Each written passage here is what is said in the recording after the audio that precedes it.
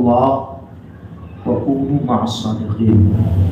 صدق اللہ مولانا العظیم وبلغنا رسولہ النبی الامین المکین الکریم۔ ایک بار درود پاک پڑھنا، اللہم صلی علی سیدنا محمد وسلم۔ سبقہ والی درس تصوف کے دو اہم جز ہیں۔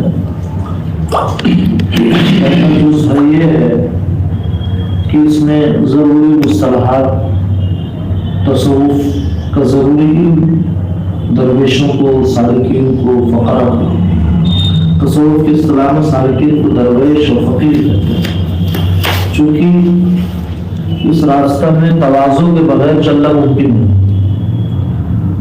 تو سب سے اہم ٹائٹل فقیر، اللہ کا فقیر، اللہ کا درویش، سالک یعنی راستہ چلنے والا، صوفی، یہ سب کہا جاتا ہے۔ تو جتنے بھی دنیاوی ٹائٹلس ہیں سب کا ہندو میں جنازہ پڑھ دیا جاتا ہے، سب کو پیچھے چھوڑ کر کے، اور اللہ فقیر کی حیثیت سے، اس کے درویش کی حیثیت سے، سالک کی حیثیت سے، صوفی کی حیثیت سے آگے بڑھنا پڑتا ہے۔ تکبر صرف اللہ کے ذات کو زیبا، ہم بندوں کے لیے تو تواضع، من تواضع للہ رفعہ، جو اللہ کے لیے تواضع لاتا ہے اللہ تبارک و تعالیٰ اسے درجوں میں بلند کرتا ہے، خوب بلندیاں دیتا ہے اللہ تبارک و تعالیٰ۔ تو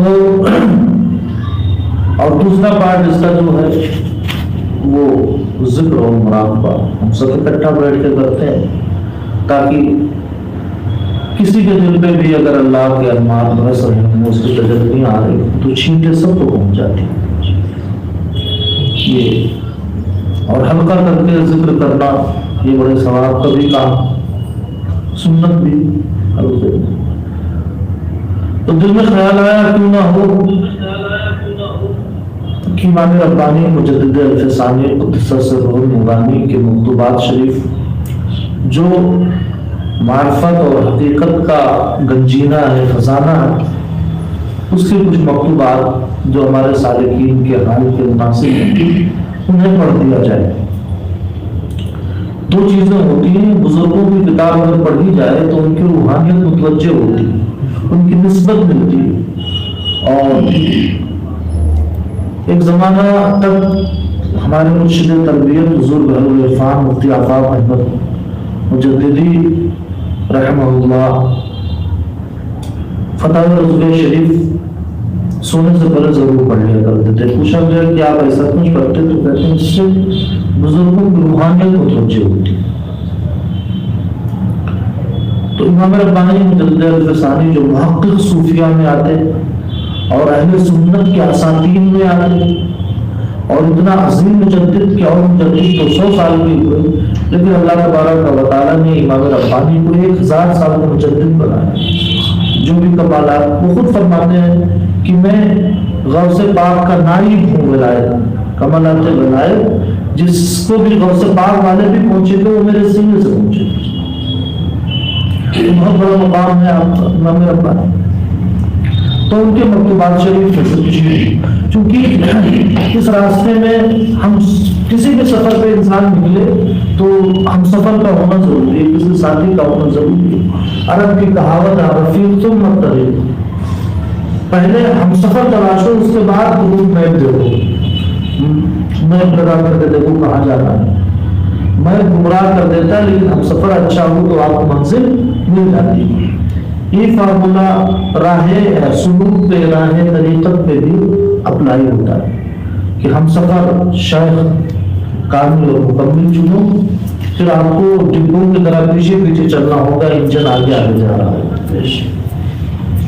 تو امام ربانی کے مکتوبات تقریباً 6-7 مکتوبات ہیں، جہاں تک ممکن ہوا میں انشاءاللہ زیادہ سے زیادہ پڑھنے کی کوشش کروں گا۔ جنہیں فارسی آتی ہے ان کے لیے بہت عظیم خزانہ ہے۔ امام ربانی نے اپنے مکتوبات کو 3 حصوں میں ڈیوائڈ کیا ہے، دفتر اول، دفتر دوم، دفتر ثانی۔ کبھی موقع ملا تو انشاءاللہ شروع سے دفتر اول سے تمام مکتوبات کا درس ہوا اور اسے سمجھنے کی کوشش کریں. لیکن ابھی فی الحال خاص مکتوبات جو مبتدئین اور متوسطین کے حال کے مناسب ہیں وہ مکتوبات انشاءاللہ میں پڑھتا ہوں. اور ان میں بھی خاص چیز دفتر صبح میں یعنی 3rd والیوم میں مکتوب 70 اور پیج نمبر ہے 113. جس ایڈیشن سے میں پڑھ رہا ہوں اس میں پیج نمبر 113 113. اس مکتوب میں یہ مکتوب ہے مولانا اسحاق جو قاضی موسیٰ کے بیٹے ہیں ان کے نام امام ربانی نے لکھا اور اس بات پہ زور دیا کہ ارباب جمعیت سمجھتے ہو, جمعیت خاطر دل کا اطمینان, عبادتوں میں ہماری جمعیت کیا پسند ہوتی ہے ہم سب جانتے ہیں. نیت باندھتے ہی جائے کہاں کے خیالات طوفان کی طرح اٹھ رہے ہوتے ہیں. یہ جمعیت نہیں, جمعیت یہ ہوتی ہے کہ آپ سجدہ کرتے رہے اور پتہ نہ چلے کہ بہت فکر دل لگے, تو جمعیت اسے کہتے ہیں. تو اس بارے میں مکتوب ہے. امام ربانی رحمۃ اللہ تعالیٰ علیہ خود بہت آتھینٹک پرسنالٹی کے مالک اور اکبر کے دین اکبری کو فنا کرنے میں جو عظیم کردار امام ربانی نے نبھایا وہ ان کا اپنا حصہ ہے. شاہ ولی اللہ محدث رحمۃ اللہ فرماتے ہیں کہ جو مسجدوں میں اذانیں ہوتی ہیں, جمعہ کے خطبے ہوتے ہیں, یہ دراصل اس مرد قلندر امام ربانی کی خدمات کا نتیجہ ہے. ورنہ اکبر نے تو یہاں سے پابندی لگا دی تھی کوئی ختم نہیں کر پائے گا اور کوئی اسلامی نام نہیں رکھے گا, ٹھیک ہے, گائے یا جانور ذبح نہیں کیے جائیں گے. مسلمانوں کے سارے مراسم کو ختم سا کر دیا تھا اور ہندوؤں کو بڑھاوا دے رہا تھا. امام ربانی ایک نارمل آدمی, کوئی بہت زیادہ بیک گراؤنڈ نہیں, اور ٹکرا گئے بہت بڑے کفر سے اور کفر کو پیچھے ہٹا کر کے دم دیا. تو خود اتنے بڑی شخصیت کے مالک ہیں, وہ حوالے میں پیش کرتے ہیں حضرت خواجہ عبید اللہ احرار رحمۃ اللہ تعالیٰ علیہ. خواجہ عبید اللہ احرار رحمۃ اللہ تعالیٰ علیہ یہ امام ربانی کے پیروں کے پیر میں آتے ہیں. حضرت خواجہ باقی باللہ رحمۃ اللہ تعالیٰ علیہ, خواجہ باقی باللہ کے پیر ہے خواجہ امکنا رحمۃ اللہ علیہ, ان کے پیر ہے خواجہ درویش رحمۃ اللہ علیہ, ان کے پیر ہے خواجہ زاہد رحمۃ اللہ علیہ, اور خواجہ زاہد رحمۃ اللہ تعالیٰ علیہ کے پیر ہے خواجہ عبید اللہ احرار رحمۃ اللہ تعالیٰ علیہ. ظہیر الدین محمد بابر ہندوستان جب آ رہا تھا تو اس کی فوج آئے بادشاہیں کر رہی تھی کہ دور ہے ہندوستان نہیں جائیں گے. تو ظہیر الدین محمد بابر کے بھی پیر تھے خواجہ اللہ احرار رحمۃ اللہ علیہ, اور اتنے بڑے پیر تھے کہتے اگر میں مرید کرنے پہ آ جاؤں تو دوسرے پیروں کو مرید نہ ہوئے, سب ہمارے مرید ہو جائیں. لیکن کہتے ہیں ہم کسی اور مقصد کے لیے, تو شاہان عالم ان کے مرید. ظہیر الدین محمد بابر ایک نارمل آدمی کا فرغانہ ایک علاقہ افغانستان میں چھوٹی سی ریاست میں حکومت تھی, تو لے کے آیا کہ ہم ہندوستان پہ حملہ کرنا چاہتے ہیں. خواجہ عبید اللہ احرار رحمۃ اللہ علیہ دعا دے پسند کیا اور ظہیر الدین محمد بابر کو فاتح ہندوستان بنا دیا. تو ایک انگریز نے بالکل سچی بات کہی کہ جب بھی اسلام کبھی بھی پولیٹیکلی ویک ہوا ہے تو اسے اسپرچول اسلام نے, روحانی اسلام نے آخر کے پہلے سے زیادہ ترقی دے دی ہے. جب سلطنتیں کمزور ہونے لگی تھی, دلہی سلطنت کے مرکزے اڑ رہے تھے, تو ظہیر الدین محمد بابر نے ہندوستان میں آ کر کے مغلیہ سلطنت کی بنیاد رکھ کر کے ایک منظم اور مستحکم مسلمانوں کی حکومت ہندوستان میں قائم کر دی. اور جب اس کا پوتا ظہیر الدین کا بیٹا ہمایوں کا بیٹا اکبر, تو اکبر بابر کا پوتا ہوا.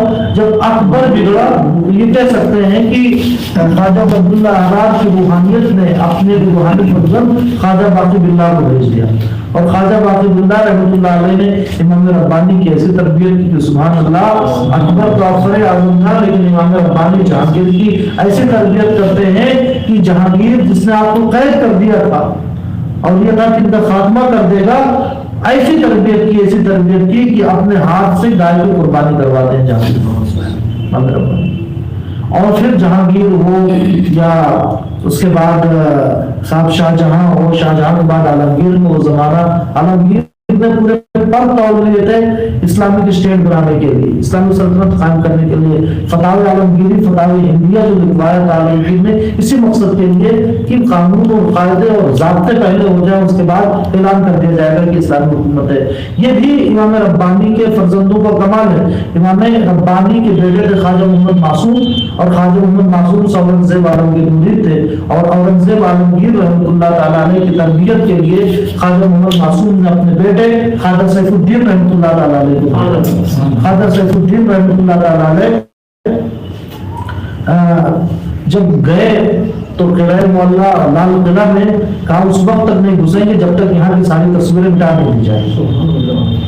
تو اس زمانے میں تصویروں کا خاتمہ کرا دیا، اور جتنے گویے وہ تھے خواجہ سیف الدین رحمۃ اللہ تعالیٰ علیہ کی وجہ سے انہوں نے لوگوں کو آزاد کر دیا۔ حیدرآباد کے ایک نواب صاحب تھے، وہ تہخانہ میں گویوں کو رکھے ہوئے تو رقص کرنے والوں کو کچھ دنوں تو قائم رہا، وہ بھی ڈر گئے کہ خواجہ سیف الدین جب تک ہیں تب تک یہ کام نہیں ہو سکتا۔ بہرحال ان کی خدمات تو امام ربانی مجدد ثانی خواجہ عبید اللہ احرار رحمۃ اللہ تعالیٰ علیہ کو نوٹ کرتے ہیں مکتوب ہفتادو، لیٹر نمبر 70، خط نمبر 70، اور دفتر انوالوم نمبر 3، پیج نمبر 213 113۔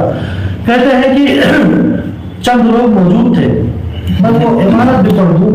حضرت خواجہ احرار قدس سرور فرمودہ کی جامعہ درویش الدین خواجہ عبید اللہ احرار کہتے ہیں کہ فقیروں کی جماعت حاضر سخن از ساعت مرجو کی در روزے جمعہ ودیت نہادان درمیان، بات اس پر پہنچی کہ جمعہ کے دن ایک ساعت ہے، اس میں جو بھی دعا مانگی جائے قبول ہوگی، مگر اللہ تبارک و تعالیٰ نے ڈسکلوز نہیں کیا کہ وہ وقت کون سا ہے۔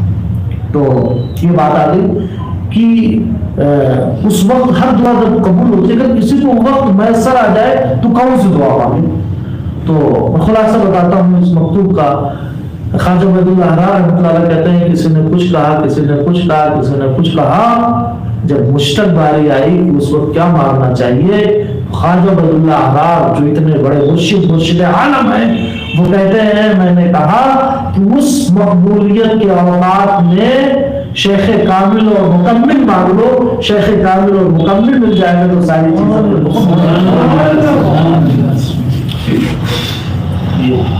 شیخ کی ضرورت۔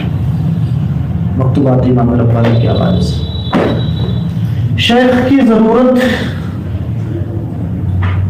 یہ دیکھیے دفتر اول، اور دفتر اول کا مکتوب نمبر 155، مکتوب نمبر 155 شیخ کی ضرورت کب پڑتی ہے؟ نہیں 157 مکتوب، 50 مکتوب، 150 مکتوب، مکتوب نمبر 157۔ امام ربانی فرماتے ہیں سب سے پہلے ضروری ہے کہ عقائد درست کر لیے جائے۔ عقیدہ درست ہوگا تبھی روحانیت کی دولت ملے گی۔ اگر عقیدے میں فطور ہے، عقیدہ خراب ہے تو کعبہ میں بیٹھ کر کے ذکر مراقبہ کرے گا، کوئی روحانیت اسے ملنے والی نہیں ہے۔ عقیدہ شرط اول ہے، ٹھیک ہے۔ کتاب و سنت کے مطابق عقیدہ پہلے درست کر لے، اور کتاب و سنت سے خود نکالنے کی ضرورت نہیں ہے۔ اہل حق، امام ربانی کہتے ہیں اہل حق نے، علماء اہل سنت نے جو عقائد کتاب و سنت سے اخذ کر دیے ہیں، ان عقائد کے مطابق اپنا عقیدہ درست کر لینا ہے، اپنا قبلہ درست کر لینا ہے۔ یہ امام ربانی لکھتے ہیں۔ تو کیونکہ امام ربانی اور ابن تیمیہ کا زمانہ بڑا قریب قریب کہہ سکتے ہیں کیسے سے۔ ابن تیمیہ اس زمانے میں آئے گا، اس نے مجتہدین کو سائڈ لائن کیا اور اس نے اپنے طور پر کتاب و سنت سے مسائل نکالنے کی کوشش کی۔ تو امام ربانی رد کرتے ان لوگوں کا جو ڈائریکٹ قرآن اور سنت سے مسئلے نکالنے کا دعویٰ کرتے ہیں، اس زمانے میں آج کے 400 سال پہلے امام ربانی مجدد ثانی لکھتے ہیں کہ علماء اہل سنت نے جو قرآن و حدیث سے عقائد سمجھے ہیں وہاں سے معاملے لیے جائیں۔ قرآن و سنت سے مسئلے نکالنا ماں و شما از حیث اعتبار ساقط، ہر ماں و شما جو لوگ قرآن و سنت سے مسئلے نکالنے کا دعویٰ کرتے ہیں ان کا کوئی اعتبار نہیں۔ اگر موافق فہام ہی بزرگارہ نباشد، اگر قرآن و سنت سے کوئی مسئلے نکال تو رہا ہے لیکن اہل سنت کے علماء کے خلاف ہے تو اس کا کوئی اعتبار نہیں ہوگا، اس لیے کہ ہر مبتدع و دال احکام باطلہ خود راز کتاب و سنت میں فہمت، اس لیے کہ ہر بدعتی اور ہر گمراہ اپنے مقصد کے مسائل قرآن و سنت سے نکالنے کا دعویٰ کرتا ہے، والحال انه لا يغني من الحق شيئا، اور درست بات یہ ہوتا ہے کہ حق پانا تو دور کی بات، وہ حق کے قریب بھی نہیں بھٹکتا ہوتا ہے۔ تو سب سے پہلے عقیدے کی درستگی ضروری ہے، عقیدے کے بعد وثانیاً علم باحکام شرعیہ، عقیدہ درست ہونے کے بعد شرعی احکام کی معلومات ضروری ہے۔ مثال کے طور پر نماز پڑھ رہے ہیں، نماز کے مسائل، روزے رکھتے ہیں، روزے کے مسائل، ٹھیک ہے، حج کے مسائل، زکوٰۃ کے مسائل، ٹھیک ہے، جو کاروبار کرتے ہیں وہ کاروبار کے مسائل، یہ جاننا انسان کے لیے ضروری ہے۔ پہلے عقیدہ صحیح کریں، اس کے بعد اعمال کو جانیں، اور جب اعمال کو جان لیں تو اس کے مطابق اس پر عمل کریں۔ تیسری چیز کیا ہوئی؟ عمل کرنا۔ پہلے عقیدہ، دوسرے علم حاصل کرنا، تیسرے اس کے مطابق عمل کرنا۔ جب یہ تینوں چیزیں مل جائیں تو اس کے بعد تصفیہ اور تزکیہ کا راستہ اپنائیں۔ کچھ لوگوں کے عقیدے خراب ہوتے ہیں، وہ پیر ذوالفقار نقشبندی، اہل دیوبند کا عقیدہ نعوذ باللہ حضور مر کر مٹی میں مل گئے، پیر کے پیچھے کی خبر نہیں، شیطان کا علم، رسول اللہ کے علم، ان سارے جو اس کے بڑوں نے عقیدے لکھ رکھے ہیں ان عقیدوں کو مانتا ہے، اس کے باوجود ڈھونگ رچاتا، دنیا بھر سے لوگ اس کے یہاں آتے، کیا ملے گا؟ تصفیہ تزکیہ۔ جس کا عقیدہ درست نہیں ہے اسے تصفیہ اور تزکیہ کی نوبت کہاں سے مل سکتی؟ تو امام ربانی مجدد النظامی قدس سرہ نورانی چوتھے نمبر پر لکھتے ہیں کہ چوتھے نمبر پر اسے تصفیہ اور تزکیہ کے راستے میں قدم رکھنا چاہیے۔ اب امام ربانی کا بلکہ مکتوبات صدی بھی میں لے کے آنا ہوں، مکتوبات صدی میں یہ بات بتائی گئی ہے کہ شہد کی ضرورت کیوں، انہوں نے 7 دلیلیں دی ہے، کیونکہ یہ بھی محقق صوفیہ میں آتے ہیں، شیخ شریف الدین یحییٰ بنیلی رحمۃ اللہ تعالیٰ محقق صوفیہ میں آتے ہیں، یہ لکھتے ہیں شہد کی ضرورت کیوں ہے، 6-7 دلیلیں دیتے ہیں، کہتے ہیں کہ ایمان اور ہدایت جو ہے اس میں تو کسی کا بغیر کسی واسطے کہ اللہ جسے چاہتا ہے ہدایت دے دیتا ہے، اللہ کی ہدایت دینے سے بندہ مومن ہوتا ہے، اور جو بندہ مومن ہو گیا، مثال کے طور پر بیج کو اگانے کے لیے کسی کی ضرورت نہیں ہوتی، کسان نے بیج ڈال دیا، اللہ کی قدرت سے وہ پودا نکل آیا، اب جب پودا نکل آیا تو اسے سیراب کرنے کے لیے، اس سے کیمیائی کھاد وغیرہ دینے کے لیے، اسے سیراب کے لیے اور کیڑے مکوڑوں سے بچانے کے لیے الگ الگ چیزوں کی ضرورت پڑتی، دیکھ ریکھ کی ضرورت پڑتی۔ تو ایسے جب اللہ تبارک و تعالیٰ نے ایمان کی دولت دے دی، اسلام کی دولت دے دی، عقیدے کی دولت دے دی، ٹھیک ہے، تو اب اس کے بعد ایک رہنما کی اس ایمان کو مزید جلا بخشنے کے لیے اور اس ایمان کو ایمان کامل بنانے کے لیے ضرورت پڑتی ہے شیخ کامل کی۔ امام ربانی مجدد الفیضانی فرماتے اور شیخ کامل کی ضرورت اس لیے بھی پڑتی ہے کہ اللہ تبارک و تعالیٰ نے ایمان کی دولت دی، پیغمبر کی اس کے بعد اتباع کرنی ہے، اور پیغمبر نے خود فرمایا میرے بعد میرے خلفاء کی اتباع کرو، خلفاء سے حضرت ابوبکر اور عمر ہے، اور قیامت تک پیارے آقا علیہ الصلوۃ والسلام کے وہ نائبین ہیں جو علم ظاہر اور باطن کے جامع، جو علم ظاہر اور باطن کے جامع، ان سب کی ضرورت پیش آتی راستہ چلنے کے لیے۔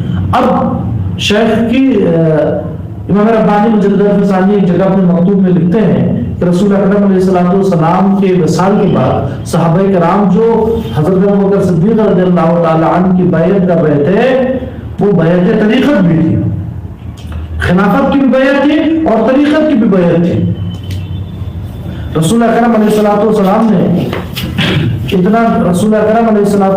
نے اتنا نماز دیا تھا کہ خود فرماتے ہیں اساطیر کی روایت ہے کہ اللہ تبارک و تعالیٰ نے میرے سینے میں جو کچھ ڈالا ہم نے اسے اٹھا کر کے ابوبکر کے سینے میں اڈیل دیا۔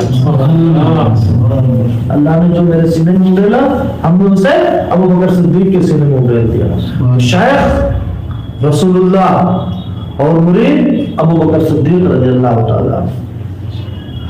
تو ابو بکر صدیق سے جو بیعت صحابہ کر رہے تھے سینہ ابو بکر کا تھا، لیکن نور مصطفیٰ تھا، نور خدا تھا. مصطفیٰ کے سینے میں جو آیا وہ نور خدا، اور ابو بکر کے سینے میں جو آیا وہ نور خدا بھی اور نور مصطفیٰ بھی. تو بیعت خلافت بھی کر رہے تھے، بیعت طریقت بھی کر رہے تھے. اپنے زمانے میں سیدنا ابو بکر صدیق رضی اللہ تعالیٰ عنہ تمام گروہ صحابہ کے پیر خلیفہ بھی تھے، گروہ صحابہ کے اور گروہ صحابہ کے پیر تھے حضرت ابو بکر صدیق رضی اللہ تعالیٰ عنہ. تو یہ دلیل دیتے ہیں کہ شیخ راہ سلوک طے کرنے کے لیے شیخ کی ضرورت کیوں پڑتی. پہلی دلیل یہ ہے، وہ کہتے ہیں دیکھو کعبہ کا راستہ کھلا ہوا، کوئی جائے اور کعبہ کی زیارت کر لے، لیکن اس کے باوجود اب آج کے زمانے میں دیکھ لو ویزا الگ لینا ہے، ٹکٹ الگ لینا ہے صاحب. کسی اسے کیا کہتے ہیں وہ جو ہوتے ہیں امیر حج کے ایام میں، ان کے ساتھ اور جانا ہوتا ہے. تو جو دکھتا ہے اس کے لیے جب ہم سفر کی ضرورت ہے، اور راہ سلوک تو آنکھوں سے دکھنے والا نہیں، یہ نور بصیرت سے چلنا ہوتا ہے. تو جو دکھتا ہوتا ہے اس کے لیے ہم سفر کی ضرورت ہے. تو جو نہیں دکھتا ہے، بصارت جہاں بھگوا کر کے دم توڑ دیتی ہے، اس کے لیے بھلا مرشد کی ضرورت کیوں نہیں پڑے گی. یہ پہلے دلیل دیتے ہیں. دوسری دلیل یہ دیتے ہیں کہ انسان راستہ چلتا ہے تو راستہ میں چور اور ڈاکو ہوتے ہیں. کبھی کبھار اسے راستہ بھی پتا ہوتا ہے، وہ نکل بھی لیتا ہے، لیکن چور ڈاکو ہوتے ہیں. تو چوروں اور ڈاکوؤں سے بچنے کے لیے اسے ایک ساتھی کی ضرورت ہوتی ہے، قافلے کی ضرورت ہوتی ہے کہ وہ ان کا مقابلہ کر لے اور منزل مقصود تک پہنچ جائے. تو مرشد جو ہوتا ہے، راستے میں جو ڈاکو ملتے ہیں، خواہ وہ نفس کی صورت میں ہو یا خناتیس الجن والانس، یعنی انسان اور جنات میں جو خناس چھپے ہوئے ہوتے ہیں، جو وسوسے ڈالتے ہیں، عقیدے میں الگ وسوسہ ڈالتے ہیں، عمل میں الگ وسوسہ ڈالتے ہیں. تو ان وسوسوں سے، ان خیالات فاسدہ سے، کینہ کپٹ سے اس راستے میں بچانے کے لیے ایک ہم سفر اور ایک مرشد کا ہونا اشد ضروری ہے. کسی دلیل دیتے ہیں کہ انسان چلتے چلتے نارمل راستوں میں اس کے قدم پھسلنے لگتے ہیں. اب اگر قدم پھسلا، کوئی دیوار ہے، کوئی سہارا ہے، تو اس پہ ہاتھ رکھ کر کے وہ بن جاتا ہے. اور اگر سہارا نہ ہو تو نالی میں گرے گا اور سارا جامع ناکام ہو جائے گا. تو ایسے ہی اگر شیخ کے بنا اس راستے پہ کوئی چلتا ہے اور قدم پھسلا اور پھسلتا ہے، امام ربانی کے والد گرامی ہیں خواجہ عبدالحق فاروقی رحمۃ اللہ علیہ لکھتے ہیں کہ زیادہ تر لوگ تصوف کے راستے سے گمراہ ہوتے ہیں. زیادہ تر لوگ تصوف کے راستے سے گمراہ ہوتے ہیں. تو اس گمراہی سے بچنے کے لیے ایک مرشد کی ضرورت ہے کہ جب بھی قدم پھسلے تو وہ دعوت کرے. اور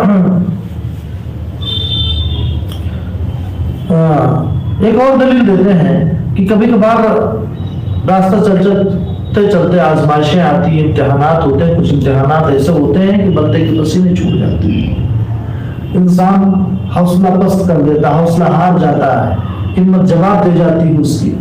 تو اب کسی ایسے کی ضرورت ہے جو اسے سہارا دے. مثال کے طور پر یہی لکھتے ہیں اپنے مکتوب میں لکھا ہے انہوں نے توحید کے درجے 4 درجے. آخری درجہ بتایا کہ جب اللہ تعالیٰ کا نور اس کثرت سے آنے لگے کہ 6 جہات میں آگے پیچھے دائیں بائیں نیچے اوپر بس اللہ ہی اللہ کا جلوہ، اس کے علاوہ اور کچھ نظر نہ آئے، تو ان کے مرید ہیں شمس الدین جو کہ چوسا کے حاکم تھے، وہ کہتے ہیں کہ کہاں ہم جیسے لوگ اس راستے پر چل پائیں گے. ہمارے یہاں تو جگنو کی طرح بھی کوئی نور نہیں چمکتا ہے، اور آپ تجلیات کی بات کر رہے ہیں. تو ہمت ہار ہو گئے. تو انہوں نے بہت پیارا حوصلہ دیا اور ایک واقعہ لکھا کہ ہندوستان میں ایک پنڈت جی تھے، اور پنڈت جی جنیو بیچتے تھے. ایک دن خیال آیا کہ اللہ کو پانا چاہیے، تو مؤذن صاحب کے پاس گئے کہ تم اللہ کا نام لیتے ہو، اللہ کہاں ملے گا؟ تو انہوں نے کہا امام صاحب سے پوچھیں گے.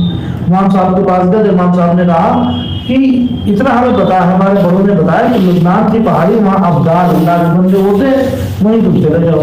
ہندوستان سے لبنان گیا، جب اس پہاڑی پہ پہنچا پوچھتے پاچھتے تو وہاں جنازہ رکھا ہوا تھا، لوگوں سے پوچھا کہ ہمیں اللہ کہاں ملے گا، ان لوگوں نے کہا بعد میں پوچھنا، پہلے جنازہ کی نماز پڑھو۔ تو کہتا ہوں پنڈت جی ہیں نا، ہم کیسے جنازہ کی نماز پڑھائیں؟ تو ان لوگوں نے کہا کہ پنڈت جی تھے، اب تمہارے اندر جو طلب ہو گئی ہے، اب اللہ تبارک و تعالیٰ نے تمہارے دل کی دنیا بدل دی ہے۔ یہ کسی نارمل آدمی کا جنازہ نہیں ہے، یہ ہمارے شیخ کا جنازہ ہے جو قطب عالم تھے، پوری دنیا کے قطب تھے۔ جب ان کا انتقال ہونے لگا تو انہوں نے کہا کہ تم نے کوئی میرے جنازے کی نماز پڑھانے لائق نہیں ہے، میرا ایک عاشق آ رہا ہے ہندوستان سے جو اس کی طلب اتنی سچی ہے کہ اپنے رب کو پانے کے لیے جنیو توڑ کر کے ہندوستان سے چل پڑا ہے، میرے جنازے کی نماز وہی پڑھائے گا اور میرے بعد وہی قطب عالم و شیخ عالم۔ اور جب حوصلے پست ہونے لگتے ہیں، شیخ کامل اور مکمل ہوتا ہے تو وہ سہارا دے دیتا ہے، تو وہ سہارا دے دیتا ہے۔ اور پانچویں دلیل جو انہوں نے دی، میرے خیال سے اتنی دلیلیں کافی ہیں، اس سے پتہ چلا کہ شیخ کی صحبت بہت ضروری ہے۔ اب امام ربانی کا ایک مکتوب میں پڑھتا ہوں اس حوالے سے، اس کے بعد میں گفتگو ختم کر دوں گا۔ میں سوچ رہا تھا اس حوالے سے جتنے بھی مکتوبات ہیں وہ میں پیش کر دوں تاکہ آئندہ دوسرے کسی موضوع پر گفتگو کروں۔ یہ 31واں جو مکتوب ہے دفتر اول میں، مکتوب نمبر 23 اور صفحہ نمبر 31، امام ربانی نے پورا خط یہ عربی میں لکھا ہے، علماء سمجھ سکتے ہیں۔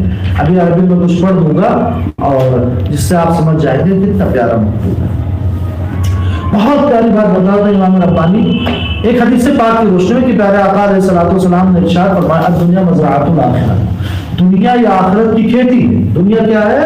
آخرت کی کھیتی ہے۔ تو دنیا میں آخرت کی کھیتی اگانی چاہیے، اعمال کے پیڑ پودے اس میں لگانے چاہیے، اعمال صالحات، چونکہ یہ آخرت کی کھیتی۔ اب اگر تو انسان پودے نہیں لگاتا ہے تب بھی کھیتی کو برباد کرتا ہے، اور خراب پودے اس میں لگا دیتا ہے ببول کے کانٹے دار، تب بھی برباد کرتا ہے۔ تو شیخ کی تو ضرورت ہے، لیکن شیخ کیسا ہونا چاہیے؟ اگر شیخ کامل نہیں ملتا ہے، شیخ مکمل نہیں ملتا ہے، بلکہ ناقص کی صحبت میں اگر کوئی چلا جاتا ہے تو ناقص کیا کرتا ہے؟ انسان کی صلاحیتوں کو مار دیتا ہے۔ مثال کے طور پر کوئی طالب کتنا قابل کیوں نہ ہو، کسی ایسے مدرسے میں چلا جاتا ہے جہاں پڑھنے کا کوئی ماحول نہیں، اساتذہ کے پاس صلاحیت نہیں ہے، تو اس کی اس صلاحیت کو گویا کہ وہ لوگ مار دیتے ہیں، جہاں اسے پہنچنا چاہیے وہ نہیں پہنچ پاتا۔ ایسے بندے کی طبیعت ہوتی ہے، کوئی محنت کے ذریعے سے اس کے اندر روشنی آنے والی ہوتی ہے، اور کسی کی فطرت اللہ تبارک و تعالیٰ قلب و روح ایسے بناتا ہے کہ اسے زیادہ محنت کی ضرورت نہیں پڑتی ہے۔ تو شیخ کو پرکھنا پڑتا ہے کہ کون سلوک والا ہے، کون جذبہ والا ہے۔ سلوک والے کو محنت کی ضرورت پڑتی ہے اور جذبے والے کو زیادہ محنت کی ضرورت نہیں پڑتی ہے۔ تو شیخ غور کرے کہ کس سے اس کے اندر نور آنے جاتے ہیں، ایک نظر میں بھاپ لیتا ہے۔ تو سلوک والے کو محنت کے اسباب بتائے جاتے ہیں اور جذبے والے کو کم محنت کے اسباب بتائے جاتے ہیں، سمجھ گئے؟ اب اگر شیخ خود سلوک و جذبہ جانتا ہی نہیں، سلوک کا مطلب تحت سرا سے لے کر کے اور آسمانوں تک کے سیر کو اسے سلوک کہتے ہیں، اور جذبہ کہتے ہیں عرش، اور عرش کے اوپر کے سیر کو جذبہ کہتے ہیں۔ جذبہ اچھا جو سلوک کے راستے اللہ تک پہنچتا ہے اسے سالک کہتے ہیں، اور جذبہ کے راستے جو اللہ تک پہنچتا ہے اسے مجذوب سالک کہتے ہیں، اس لیے کہ جذبہ کے ساتھ ساتھ سلوک اپنے آپ طے ہو جاتا ہے۔ تو ایسے شیخ کامل کا ہونا ضروری ہے جو انسان کی فطرتوں کو سمجھے، طالب اور مرید کی فطرت کو سمجھے، کس کے حال کے مناسب سلوک ہے، کس کے حال کے مناسب جذبہ ہے۔ جو سلوک والا ہے اسے ریاضت اور مجاہدے کے ذریعے سے اللہ تک پہنچائے، اور جو جذبہ والا ہے اس پر اپنی توجہ ڈال ڈال کر اللہ تک پہنچائے۔ ٹھیک ہے؟ تو اس راستے میں آنے کے لیے جہاں شیخ کی ضرورت ہے وہاں یہ بھی ضروری ہے کہ شیخ کو پرکھے کہ شیخ کامل مکمل ہے کہ نہیں ہے۔ اب پہچاننے کی کیا کریں؟ تعجب کی بات ہے، اس لائن میں ہم ہیں، کسی بھی لائن میں ہم سے آپ انگلش کے سوال کریں، سائنس کے سوال کریں، میتھ کے سوال کریں تو ہم کہیں گے یہ ہمیں میتھ نہیں آتا، ہمیں سائنس نہیں آتی ہے، جواب دے دیں گے۔ مگر پیری مریدی کی جو لائن ہے اس میں بھی الگ الگ درجات ہے، ولایت صغریٰ ہے، ولایت کبریٰ ہے، ولایت اولیاء ہے، سلوک ہے، جذبہ ہے، فنا فی اللہ ہے، بقا باللہ، یہ وہ مراتب شیخ اگر کوئی بیعت طریقت بھی کرے کہ ہم اللہ تک پہنچنا چاہتے ہیں اور شیخ سے تو اگر شیخ صرف شیخ اتصال تو اسے بتا دینا چاہیے کہ بھیا ہم صرف مرید کر سکتے ہیں، آپ برکتیں پا جائیں گے ہمارے سلسلے کی، آپ میں نے خود سلوک نہیں طے کیا ہے، میں نے خود جذبہ کی منزلیں نہیں طے کی ہیں، تو اس قدر خاموش ہوتے ہیں کہ بالکل خاموش ہی رہتے ہیں، ایسا لگتا ہے سامنے والا تو یہ سمجھے گا کہ شیخ تو سب کچھ آتا ہے، ہمارا شیخ تو سب کچھ جان رہا ہے، لیکن بہت دوسروں کی صلاحیتیں برباد کرنے سے بہتر یہ ہے کہ وہ خود کہہ دے کہ آپ دوسرے کی طرف رجوع کریں، جو اس نے سلوک کیا ہے، جس نے جذبہ طے کیا ہے۔ خواجہ باقی باللہ رحمۃ اللہ علیہ جو امام ربانی مجدد الفسانی کے پیر ہیں، اور خواجہ شیخ عبدالحق محدث دہلوی قادری کے بھی پیر و مرشد ہیں، مرشد تربیت ہے، جو فنا اور بقا کی منزلیں تو سیوں طے کروا دیا کرتے تھے خواجہ باقی باللہ۔ جب انہوں نے دیکھا کہ اتنا عظیم شہباز امام ربانی مجدد الفسانی ہمارے ہاتھوں گرفتار ہوا ہے اور ان کی صلاحیتیں اتنی ہیں کہ خود فرماتے ہیں شیخ رحمت وہ سورج ہے جس کی روشنی میں باقی باللہ جیسے جامع کتنے ستارے پوشیدہ، تو آخر میں اپنے مریدوں کو یہاں تک کہ اپنے اولاد کو امام ربانی کے حوالے کر دیا کہ اب ان کی تربیت تم کرو۔ یہ سچائی ہے، یہ سچائی ہے، اور ایسے ہونا چاہیے۔ انسان کو جاننا چاہیے کہ ہم کتنے پانی میں کھڑے ہیں، ہم کس مقام پہ کس مرتبے پہ کھڑے ہیں، جو ہمارے بس کا کیس ہے وہ ہم نے، جو ہمارے بس کا نہیں ہے وہ کہیں اور ریفر کر دیں۔ لیکن اب کئی طریقے سے بلیک میل کیا جاتا ہے، ایک ارے ہم ناقص ہیں تو کیا ہوا، ہمارے مشائخ تو بڑے قابل ہیں۔ بھائی افادہ اور استفادہ کے لیے، فیض لینے اور دینے کے لیے، فیض لینے اور دینے کے لیے کیا لینے اور فیض لینے اور دینے کے لیے مناسبت شرط ہے۔ کبھی کبھار ریئر کیس میں ایسا ہوتا ہے کہ صاحب مزاج آپ کو آپ کی منزلیں طے کروا دیں، ورنہ کوئی زندہ پیر ہی آپ کو آپ کی منزلیں طے کروائے گا۔ اللہ تعالیٰ کا نور حضور تک جو پہنچا تو جبریل فرشتے کی صورت میں نہ آ کر کے بشری صفات میں آتے تھے، سمجھ انسانی روپ دھار کر کے آتے تھے۔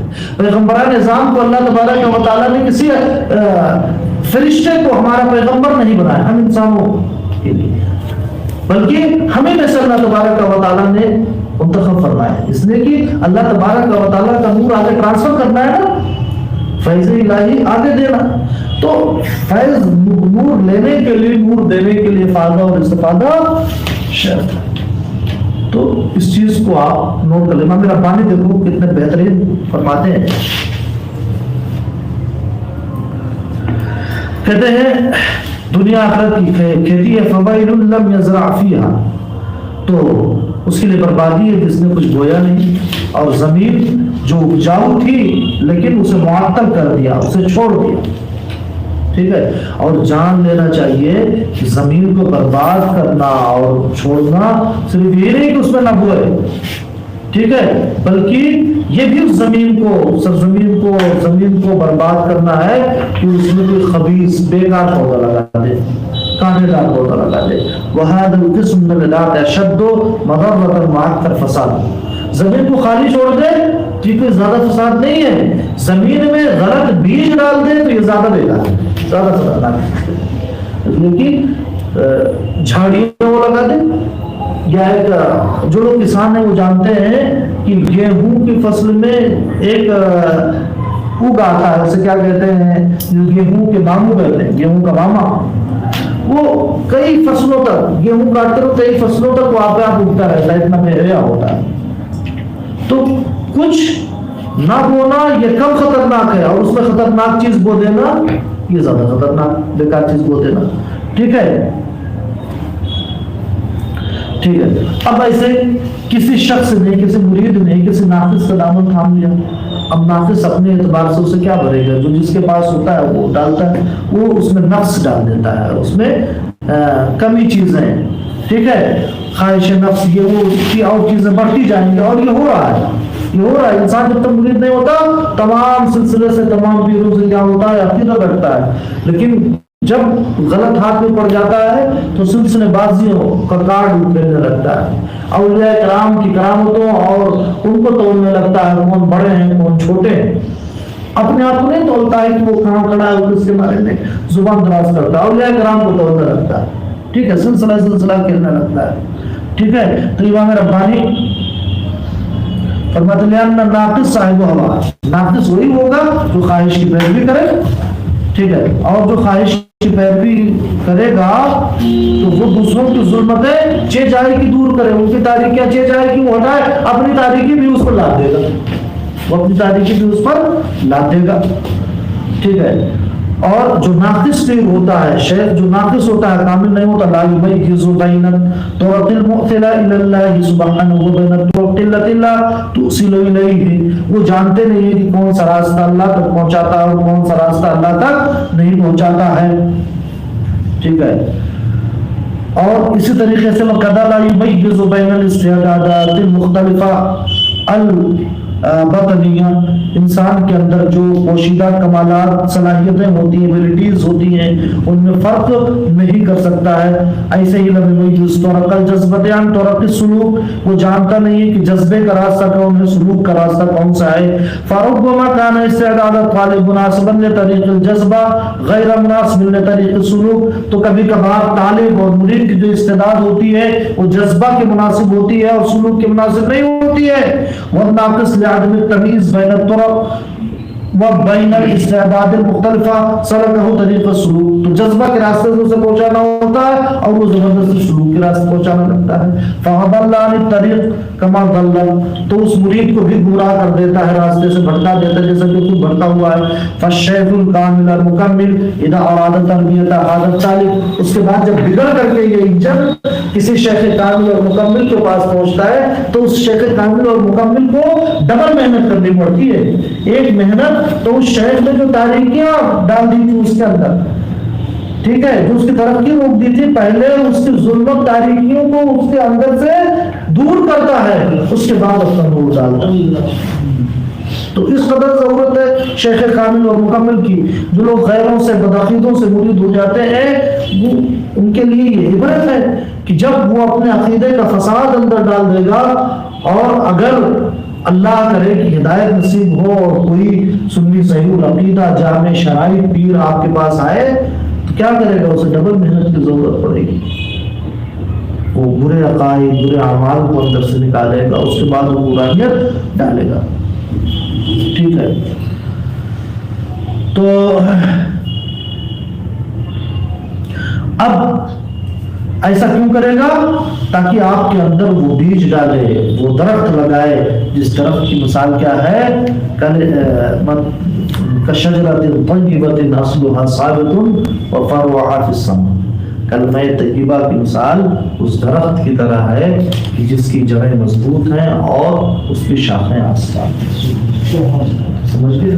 امام ربانی مجدد الفزانی بڑے نفاس تھے، جانے کتنے لوگوں کو انہوں نے واصل کیا، اللہ کی بارگاہ تک پہنچایا، سب تو سب چھوڑ دو، جیل میں قید کیا تھا انہیں جہانگیر نے، تو جتنے قیدی تھے صرف مسلمان ہی نہیں ہوئے، جو مسلمان تھے اور بڑے بڑے جرم میں قید تھے، جو باہر نکلتے ہیں سب کے سب اللہ۔ امام ربانی کے انشاءاللہ ایک دو مکتوبات میں اسے پڑھ کر کے سناتا رہوں گا۔ اللہ تعالی ہم سب کو اپنا نور عطا فرمائے، اپنا محبت عطا فرمائے، ظلمتوں سے اپنی صحبتوں سے دور رکھے، نیکوں کے ساتھ زندہ رکھے، نیکوں کے ساتھ عطا فرمائے۔